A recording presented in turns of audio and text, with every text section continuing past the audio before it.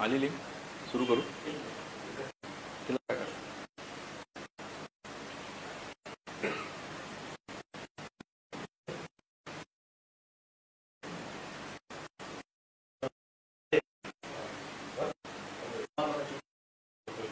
Check करून घेऊ.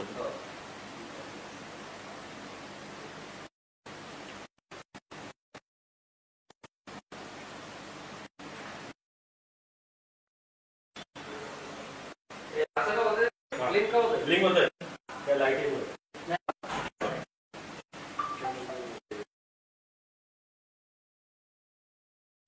Cable issue काय असेल बघा. खूप हे होतं जास्त होतं.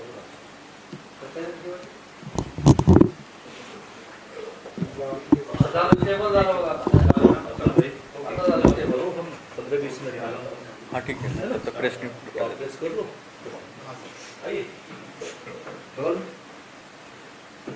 एक minute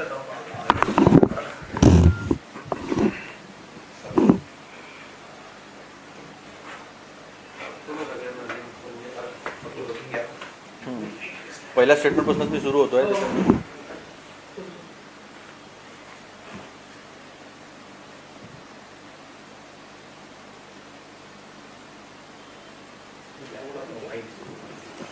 hello hello hello hello stable झालं ना आता.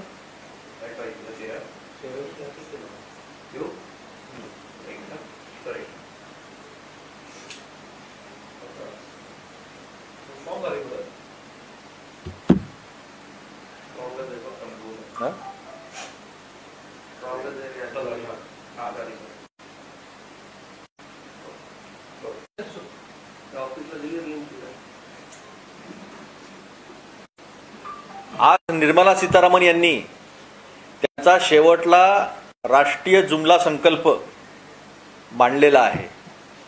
जुमला संकल्प याच्यासाठी मी म्हटलं की त्यांना फिस्कल म्हणजे राजकोट जो आहे त्याच्या मर्यादा आहेत आणि त्या कमी करायच्या आहे. कारण आपण FRBM ॲक्ट स्वीकारलेला आहे आणि महामारीनंतर जर आपल्याला खऱ्या अर्थानं विकास करायचा असेल, खरे आकडे जर समोर ठेवायचे असेल तर आपल्याला राजकोषीय तूट जी आहे ती लक्षात घेऊनच पुढचा खर्च करावा लागेल. कारण की भारतावर 205 लाख कोटीचं कर्ज झालेलं आहे.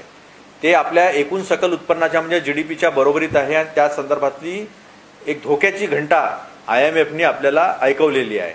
IMFने स्तुती केली तर आपल्याला बरं वाटतं, IMFने आरसा दाखवला तर आपल्याला मात्र राग येतो आणि आपण सांगतात की हे भारताच्या विरोधात काम करतात. वास्तविक पाहता 5.8% म्हणजे फार मोठी गोष्ट झाली. FRBM प्रमाणे fiscal responsibility and budgetary management प्रमाणे हा 3% आसपास असायला पाहिजे. म्हणजे किती वरती आहे आपण हे समजू शकता. सातत्यानं व्याजदर जे आहे ते आपल्याला जास्त द्यावं लागत आहे कारण की कर्ज आपल्यावर जास्त आहे. आता याच्यामध्ये घोषणा तर काही जास्त नाही आहे. टॅक्स वगैरे स्लॅब ज्या आहेत त्या एकसारख्या ठेवलेल्या आहेत. कुठून गडकरी साहेबांनी हे काढलं की इथून पायाभूत सुविधांचा खूप विकास होणार आहे. त्या संदर्भात तर मला बजेटमध्ये काही दिसलं नाही. डॉक्युमेंटमध्ये काही असेल तर ते बघायला पाहिजे कारण कॅपिटल एक्सपेंडिचरच्या संदर्भामध्ये कुठलीही काही चर्चा झाली नाही. एक चर्चा मात्र नक्की झाली की 1 करोड घरांना 300 युनिटपर्यंत सोलार इलेक्ट्रिसिटी जे आहे ते फ्री देणार आहे. म्हणजे दरवर्षी जुमले देणार. मी जुमला संकल्प का म्हटलं तर 2022च्या बजेटमध्ये 40 गिगावॉट रूफटॉप जे आहे ते इन्स्टॉल्ड सोलर कॅपॅसिटी होईल असं त्यांनी म्हटलं होतं. हा त्यांनी जुमला ठरला मग. कारण की वास्तविकता अशी झाली की 70% टार्गेट जो आहे म्हणजे जवळजवळ 30 गिगावॉटपर्यंत यांची प्रोडक्शन झालं नाही. 10 गिगावॉटच्या आसपास फक्त प्रोडक्शन झालं. नंतर मग हा टार्गेट जे आहे ते चेंज केला आणि फक्त याच्यापैकी फक्त 2.2 गिगावॉट म्हणजे 40 वॉटचा टार्गेट ठेवलं होतं. 2.2 गिगावॉटचं यांचं टार्गेट जे आहे सोलर एनर्जीचं ते पूर्ण झालं आणि फक्त जी एनर्जी जे वीज उत्पादन घरामधून झालं, घराच्या वरती सोलर पॅनल्स लावून झालं त्याच्या फक्त एक पंचमांश म्हणजे 20% जे आहे ती कॅपॅसिटी जी आहे ती दुरुस्त झाली. दुसरं एक त्यांनी सांगितलं निर्मला सीतारामनजींनी की या देशामध्ये लालबहादूर शास्त्रींनी जय जवान जय किसान दिलं. त्यांनी जय जवान म्हटलं, पाकिस्तानचं युद्ध आपण जिंकलो होतो आणि त्यांनी जय किसान म्हटलं त्यानंतर इंदिराजींनी हरित क्रांती करून या देशाला अन्नधान्यावर स्वयंपूर्ण केलं. नंतर वाजपेयींनी त्याच्यामध्ये जय विज्ञान जोडलं आणि जय विज्ञान जोडल्यानंतर पाहिलं असेल आपण क्रायोजेनिक्स डेव्हलप केलं. जेव्हा आपण दुसरं न्यूक्लिअर एक्सप्लोजन केलं होतं पोखरण 2, त्यानंतर आपल्यावर सँक्शन्स आले होते आणि रशियाने सुद्धा आपल्याला क्रायोजेनिक इंजिन देण्याला मनाई केली होती, पण ते त्यांनी डेव्हलप केलं होतं. आणि वाईट गोष्ट अशी आहे बीजेपीसाठी की ते सगळं DRDO पासून सगळ्या संघटना ज्या आहेत त्या नेहरूंनी निर्माण केल्या, नंतर इंदिराजींनी आणि राजीवजींनी त्या वाढवल्या आणि त्याच्यावर जय विज्ञानची घोषणा जी आहे ती वाजपेयींनी दिली होती. आता या 3 पंतप्रधानांनी घोषणा दिल्या आणि त्याचं रूपांतर मी सांगितलं. आणि आता घोषणा दिली मोदी साहेबांनी. कसली? त्यांनी दिली अनुसंधान, जय अनुसंधान. आणि जय अनुसंधानचे परिणाम मी तुम्हाला सांगतो काय आहे. या देशामध्ये 100 वर्षामध्ये पहिल्यांदा राष्ट्रीय विज्ञान काँग्रेसचं अधिवेशन होऊ शकलं नाही. अतिशय महत्त्वाची घडामोड. आणि या अधिवेशनामध्येच सर्जरी देशाला पहिले माहीत होती. पहिली प्लास्टिक सर्जरी म्हणजे हत्तीचं शिर जे आहे ते गणपतीच्या वर लावण्यात आलेलं होतं. अशा पद्धतीच्या वल्गना ज्या आहेत त्या या देशाच्या प्रधानमंत्र्यांनी केल्या होत्या. आणि जय अनुसंधान म्हणत असताना यांची गुंतवणूक पहा किती आहे अनुसंधानावर, म्हणजे रिसर्च अँड डेव्हलपमेंटवर. 0.65% फक्त आणि 0.7% 2023 मध्ये. ही किती असायला पाहिजे? ही 6% जवळपास असायला पाहिजे. मग आता याच्यामध्ये चायना सुद्धा 4.3% खर्च करतं अनुसंधानावर, इस्रायल 4.3% करतं आणि साऊथ कोरिया 4.67% करतं. आपण फक्त 0.6% आणि 0.7%. आणि जय अनुसंधान घोषणा करायच्या, घोषणा करायच्या, जुमलेबाजी करायची आणि वास्तवामध्ये काहीच नाही आहे. शेवटी मुद्रा योजनेबद्दल ते बोलले की 22 लाख करोड आम्ही खर्च केला वगैरे वगैरे, 22,000 करोड. पण वास्तविक पाहता त्याच्यामध्ये 90%पेक्षा जास्त NPA आहे. म्हणजे आम्ही जॉब क्रिएट केले हे खोटं सांगायचं, ही वास्तविकता आहे. जॉब क्रिएट करायचं जर असतं आणि ह्यांच्याकडे जे बोललं तेवढा खर्च केला असं जर असतं तर वास्तविकता मी आपल्याला सांगतो काय आहे. 2023च्या बजेटमध्ये यांनी ज्या घोषणा केल्या होत्या त्याच्यापैकी फक्त 17.8%, म्हणजे 100 रुपयाची घोषणा केली असेल तर 17 रुपये 80 पैशाचंच काम केलेलं आहे. आणि मध्यम उद्योग, पेट्रोलियम आहे, सिव्हिल एव्हिएशन आहे, फूड प्रोसेसिंग अतिशय महत्त्वाचं. फूड प्रोसेसिंगमध्ये शेतकऱ्यांकडे पैसा येणार, जॉब क्रिएट होणार, ते सुद्धा झालं नाही. कॉर्पोरेशन आणि उत्तर पूर्वेकडल्या या सगळ्या डिपार्टमेंटवर यांनी 15 डिपार्टमेंटवर फक्त 17.8% खर्च केलेला आहे.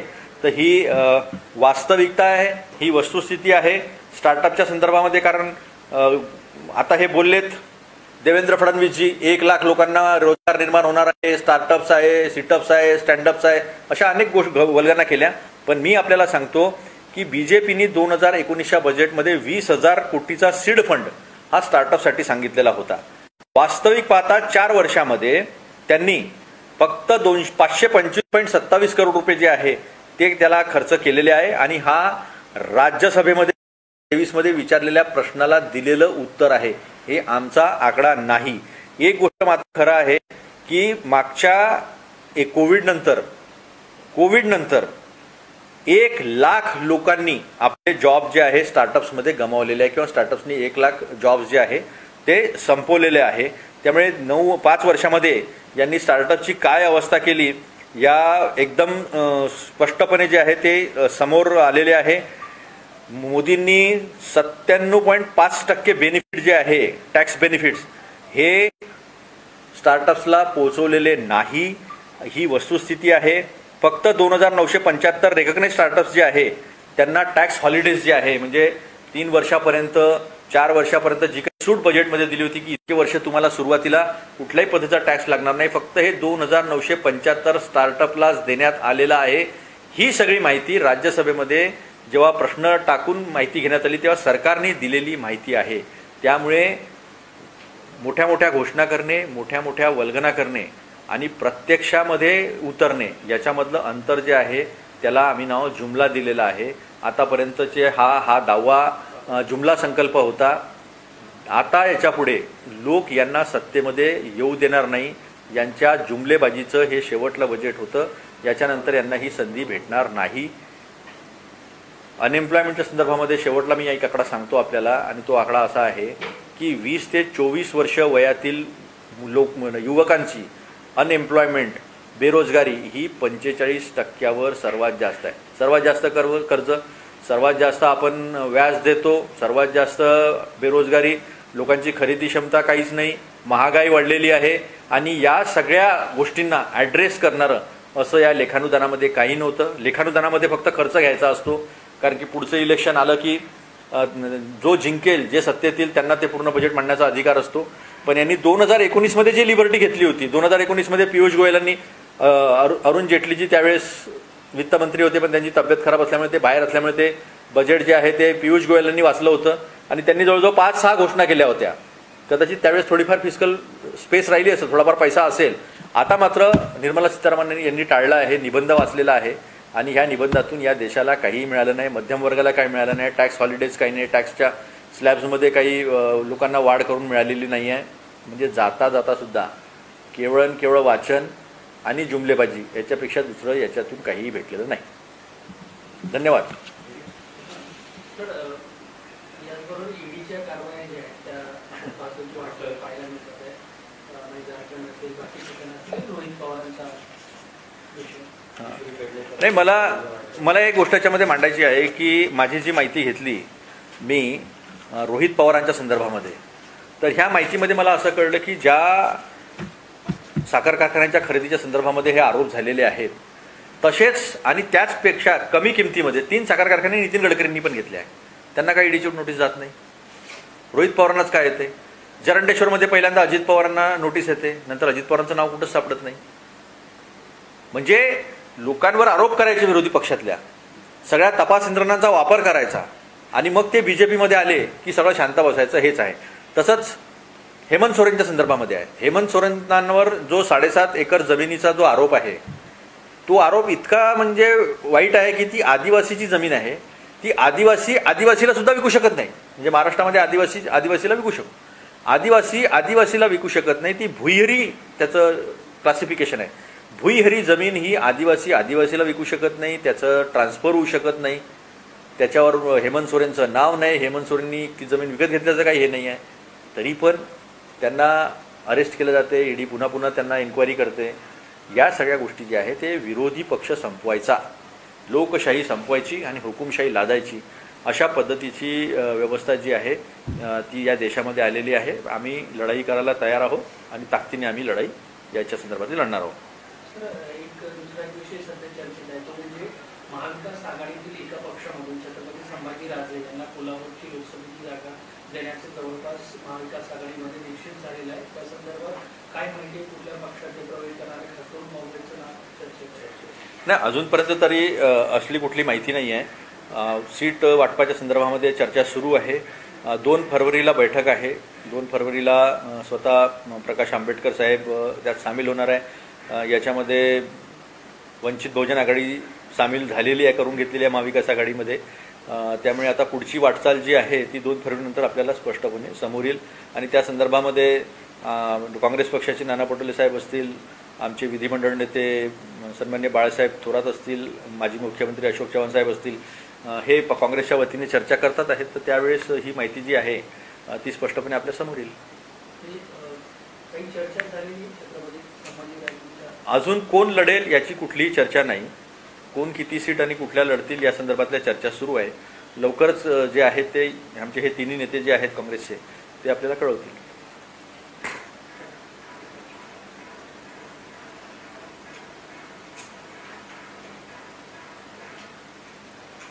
काही लागलं का आपलं स्टेटमेंट? हां, प्रश्न टाकला होता संजय राऊतांनी किरीट सरोवर केलेला टाकायचं होतं ना. संजय राऊतांच्या भावांना